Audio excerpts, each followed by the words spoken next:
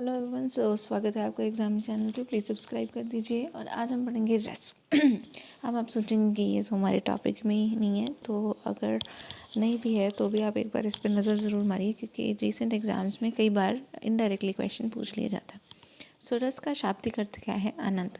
काव्य को पढ़ने या सुनने से जिस आनंद की अनुभूति होती है उसे क्या कहते हैं? रस कहते हैं।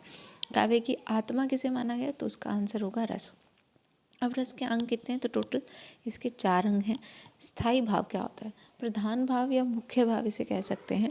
ठीक है, जैसे गुस्सा आ जाता है, युजोत्सव, यानी कि कभी आपको ऐसा लगता है कि काश मेरे पास ऐसी चीज़ होती। खुशी का, आनंद का, है ना, वो सही सारे भाव क्या हैं, इसी में आते हैं। टोटल रस 9 तरह के होते हैं। रस का आधार इन्हीं कहते हैं। किसे कहते हैं? स्थायी भावों को। बाद के आचार्यों ने 2 भाव और इसमें जोड़ दिए, तो टोटल फिर भाव कितने हो गए? 11 हो गए।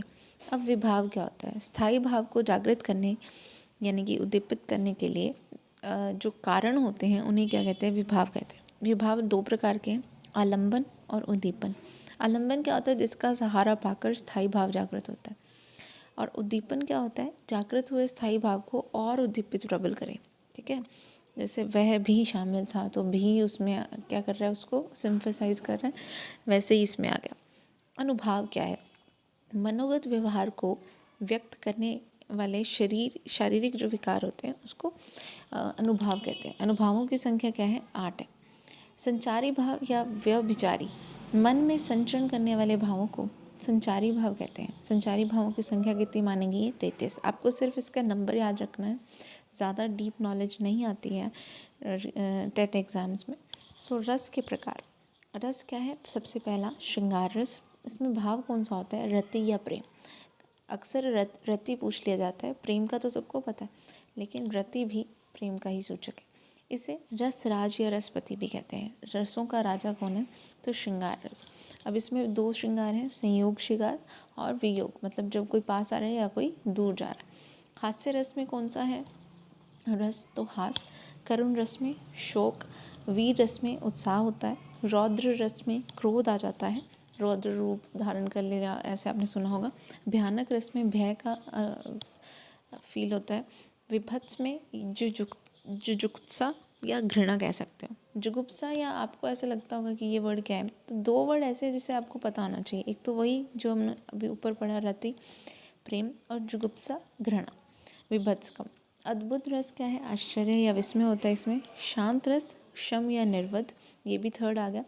वात्सल्य, वात्सल्यता होता है जैसे माँ का प्यार, है ना। और लास्ट हमने देखा भक्ति रस, भगवत। तो ये जो 2 हैं ये आपको और याद रखने हैं। 9 के अलावा अब कितने हो गए टोटल रस? 11। भरत मुनि ने कितने रसों का वर्णन अपने नाट्यशास्त्र में किया? तो आपको आंसर देना है 8। ठीक है। अभिनव गुप्त ने कितने रस माने? तो 9 माने इन्होंने।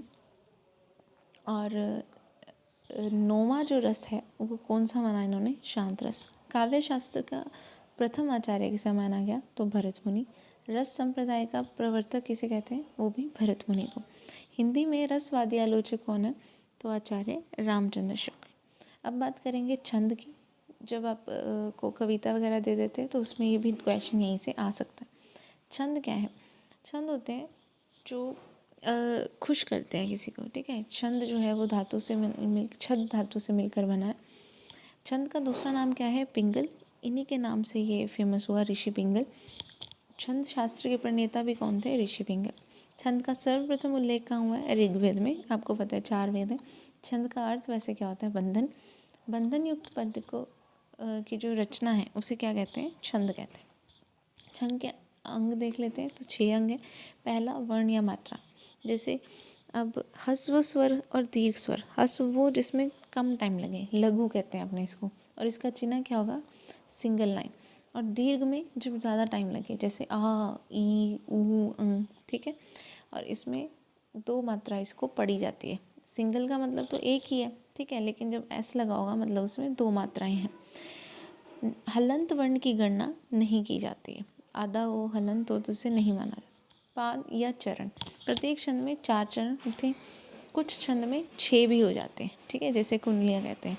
यति, यति या विराम, छंद पढ़ते हुए कहीं रुकना हो तो उसको क्या कहते हैं, यति कहते हैं। विराम तो सबको पता है, और ये किसी भी तरह से आपको मिल सकता है। जैसे आपने रामायण या गीता या गुरु ग्रंथ साहिब आपने कभी ये पाठ किया हो तो आपको पता होगा, वहाँ पे डॉट डॉट डॉट लगे होते हैं, जैसे कभी सिंगल लाइन या कॉमा या डबल लाइन। नेक्स्ट है गति। छंदों को पढ़ते समय जिस धारा की अनुभूति होती है उसे गति कहते हैं। अब नेक्स्ट हम पढ़ेंगे तुक। छंदों के पद के अंत में जो अक्षरों की समानता होती है उसे तुकबंदी कहते हैं, ठीक है, या तुक कहते हैं। गण क्या होते हैं, लघु गुरु के क्रम को बनाए रखने के लिए गणों का प्रयोग होता है। गण कितने प्रकार के होते हैं, 8। वार्णिक छंद की विशेषता ही यही है, ठीक है। अब गण कौन कौन से, इसका सूत्र क्या है, ये माता राज भांसल का, ये माता राज भांसल का कैसे, यगन मगन तगन रगन, ये इनके नाम हैं, जगन भगन नगन सगन, ठीक। अब इन शब्दों में से कौन सा गण है, तो सागर, तो सागर में इन्होंने बोला कि कौन सा गण आया, तो भगन गण आया। अब इनको कैसे पता लगा, मैंने आपको बोला था कि गण अगर आ की मात्रा आ गई है ना, तो उसकी जगह हम एस मानेंगे, और एस मतलब 2, और अगर नहीं है कोई मात्रा तो 1 मानेंगे, ठीक है। तो जब 2 1 1 बनेगा तो भगन होगा। तो इसके कुछ यहाँ पे सूत्र दे रखे हैं, जैसे यह गण का क्या है 122, मगन का क्या है 222, तगन का क्या है 221, रगन का क्या है 212। आपको ये याद कुछ नहीं करना है, आपको जस्ट ये नाम ही याद रखने हैं, इतना डीप नहीं पूछते। छंद के भेद, तो 3 प्रकार के छंद होते हैं, वार्णिक, मात्रिक और मुक्त। वर्णों की संख्या का विचार करते हैं इसमें, मात्रिक में मात्राओं का, और मुक्त छंद में वार्णिक या मात्रिक किसी का भी। वार्णिक मात्रिक छंद के 3 भेद हैं, जैसे सम, अर्धसम और विषम। 4 चरणों में वर्ण या मात्रा बराबर हो, जैसे चौपाई। अर्धसम क्या होता है, जिसमें प्रथम या तृतीय, द्वितीय, चतुर्थ ऐसे बराबर होते हैं, ठीक है। जैसे पहली लाइन कुछ बोल दी, फिर दूसरी, फिर तीसरी से मैच हो रहा है, या दूसरी और चौथी। विषम 4-6 चरण की जब मात्रा हो तब वहाँ पे विषम होता है। नेक्स्ट है हिंदी के कुछ प्रमुख छंद। पहला है मात्रिक। सम मात्रिक छंद, कुछ प्रमुख सम मात्रिक छंद हैं। पहला चौपाई, 4 चरण होते हैं इसमें, रोला में भी 4, हरिगीता में 4 और वीर में भी 4। चौपाई में 16-16 मात्रा होती है, रोला में 24 मात्राएं होती हैं। ये मात्रा वही है जो मैंने आपको कहा था गिनना। अब मान लो मुझे चरण में मात्रा देखनी है, तो इसमें कोई भी बड़ी मात्रा नहीं है, तो इसमें 3 मात्राएं। अगर मुझे मात्राएं देखनी है तो मात्रा में माँ को मैं 2 पढ़ूंगी, त्रा को भी 2 और ए को 1। तो ऐसे हमने क्या पढ़ा, मात्राएं पढ़ी। तो चारों गीत वीर के गाओ, तो इसको आप ऐसे याद रख सकते हैं कि चारों गीत वीर के गाओ से सम मात्रिक छंद है ये। नेक्स्ट है अर्ध सम मात्रिक, कुछ प्रमुख हैं इसमें, दोहा और सोरठा। इसमें विषम 13, सम 11, मात्राएं टोटल 24। विषम 11, सम 13, मात्राएं 24। मतलब इसमें 13-11 चलती हैं, मतलब पहली लाइन में 13, फिर दूसरे में 11, फिर 13, फिर 11, ठीक है।